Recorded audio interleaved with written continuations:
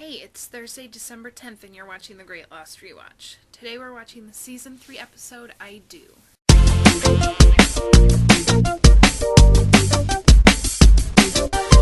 This was actually when it originally aired. It was the last episode before a mini break. They promised us to do like a block of, whatever, 6 episodes, and then the rest of the episodes in the block after the new year when this originally aired.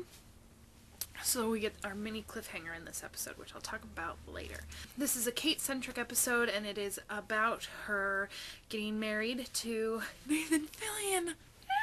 I'm a huge nerd, and I love Firefly, and I loved seeing Nathan Fillion in this episode. I was looking forward to it because I knew that he was going to be on this episode, so I was looking forward to watching this episode, and it was great, and I loved it. I love Nathan Fillion. But anyway, he plays a cop who gets married to Kate.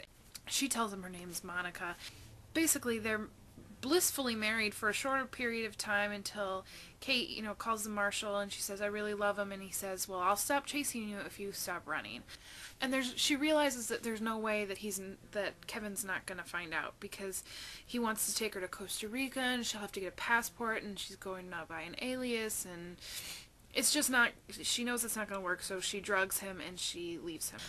Back on the island, Locke, Sayid, Nikki, Paulo, and Charlie bury Mr. Eko in the jungle, and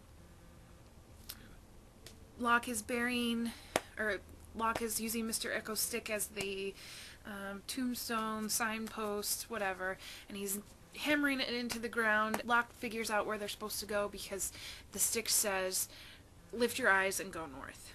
So Locke will use that to direct him as to how to find Jack, Kate, and Sawyer eventually.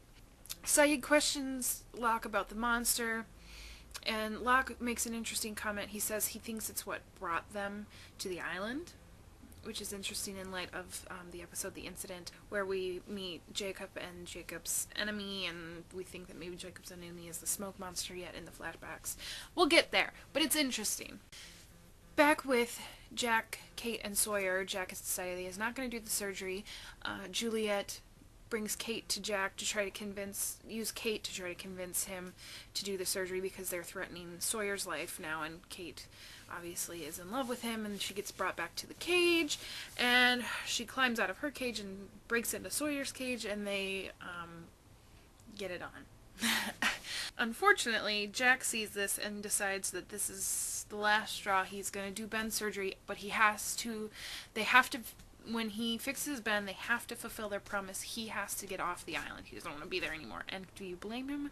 Not really. In this episode, Pickett is really, really angry, and when Jack is in surgery, he says, I don't even know why we're doing this. Jack isn't even on Jacob's list. Which is interesting, because we don't know who Jacob is yet. And that, I think, is the first time that they've actually used the name Jacob. Pondering, what does that mean? So Jack goes into surgery on Ben, and he cuts his kidney sac and says there's an hour until Ben is going to die. And the look on Tom's face is kind of sad. Like, he is really devoted to Ben as their leader, and he knows that it's going to be bad news if he dies. So he brings Jack the walkie, and Walkie demands to talk to Kate, which is great timing because Pickett is out there about to kill Sawyer, and they've got the life and death music playing, and I think, oh my god, they're actually going to kill Sawyer. And then, no, Jack gets on the radio and tells Kate to run, damn it! And that's where we end the episode, with a cliffhanger. I'm back tomorrow with Not in Portland. I'll see you guys tomorrow. Bye. We're gonna need to watch that again.